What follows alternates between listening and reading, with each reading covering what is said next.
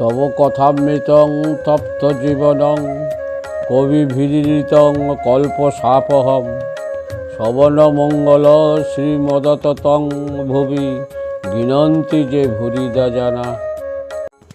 আমার প্রিয় বন্ধুরা, আজ আপনাদের কাছে পরম পুরুষ শ্রী রামকৃষ্ণের মুখনিসৃত অমৃতবাণী কথামৃতের কিছু অংশ পাঠ করে শোনাব। ইচ্ছে আছে পুরো বইটা একটু একটু করে পড়ে আপনাদের শোনাবো ও আমিও শুনব। যদি ভালো লাগে তবে একটা লাইক, কমেন্ট এবং সাবস্ক্রাইব করে দেবেন। আমার প্রিয় বন্ধুরা, আজ আমরা পরম পুরুষ শ্রী রামকৃষ্ণের মুখনিসৃত অমৃতবাণী কথামৃতের পরবর্তী অংশ পড়ব। একজন ব্রাহ্ম ভক্ত জিজ্ঞাসা করলেন, মহাশয়, ঈশ্বরকে কি দেখা যায়? যদি দেখা যায়, দেখতে পাই না কেন? ঠাকুর তখন বললেন, হ্যাঁ, অবশ্যই দেখা যায়। সাকার রূপ দেখা যায়, আবার অরূপও দেখা যায়।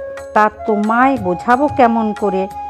তখন সেই ব্রাহ্ম ভক্ত বললেন, কি উপায় দেখা যেতে পারে? ঠাকুর তখন বললেন, ব্যাকুল হয়ে তার জন্যে কাঁদতে পারো।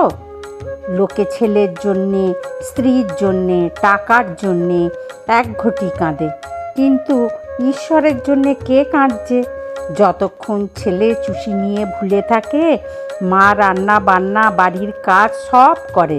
ছেলের যখন চুষি আর ভালো লাগে না, চুষি ফেলে চিৎকার করে কাঁদে, তখন মা ভাতের হাঁড়ি নামিয়ে দূর দূর করে এসে ছেলেকে কোলে লয়।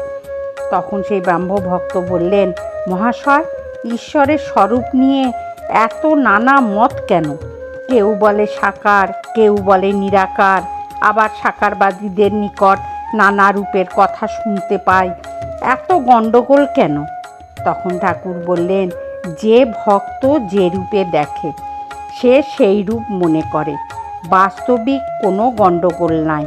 তাকে কোনো রকমে যদি একবার লাভ করতে পারা যায়, তাহলে তিনি সব বুঝিয়ে দেন।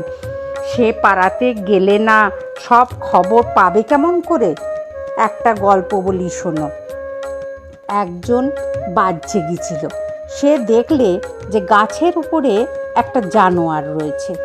সে এসে আর একজনকে বললে, দেখো, অমুক গাছে একটা সুন্দর লাল রঙের জানোয়ার দেখে এলাম। লোকটি উত্তরে করলে, আমি যখন বাহ্যে গিয়েছিলাম আমিও দেখেছি। তা সে লাল রং হতে যাবে কেন? সে তো সবুজ রং। আর একজন বললে, না না, আমি দেখেছি হলদে।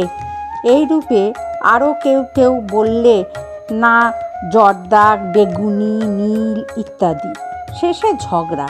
তখন তারা গাছতলায় গিয়ে দেখে একজন লোক বসে আছে। তাকে জিজ্ঞেস করাতে সে বললে, আমি এই গাছতলাতেই থাকি, আমি সেই জানোয়ারটাকে বেশ জানি। তোমরা যা যা বলছো সব সত্য। সে কখনো লাল, কখনো সবুজ, কখনো হলুদ, কখনো নীল, আরও কত কি হয়, বহুরূপী। আবার কখনো দেখি কোনো রঙই নাই, কখনো সগুণ, কখনো নির্গুণ। অর্থাৎ যে ব্যক্তি সদা সর্বদা ঈশ্বর চিন্তা করে, সেই জানতে পারে তার স্বরূপ কী। সে ব্যক্তি জানে যে তিনি নানা রূপে দেখা দেন, নানাভাবে দেখা দেন। তিনি সগুণ, আবার নির্গুণ। যে গাছতলায় থাকে সেই জানে যে বহুরূপী, নানা রং, আবার কখনো কোনো রঙই থাকে না। অন্য লোক কেবল তর্ক ঝগড়া করে কষ্ট পায়। বন্ধুরা, আজ এই পর্যন্ত। আবার আমরা কালকে পড়ব। আপনারা শুনবেন, কিন্তু খুব ভালো লাগবে, মন আনন্দে পরিপূর্ণ হয়ে যাবে। জয় ঠাকুর, জয় মা, জয় স্বামীজি।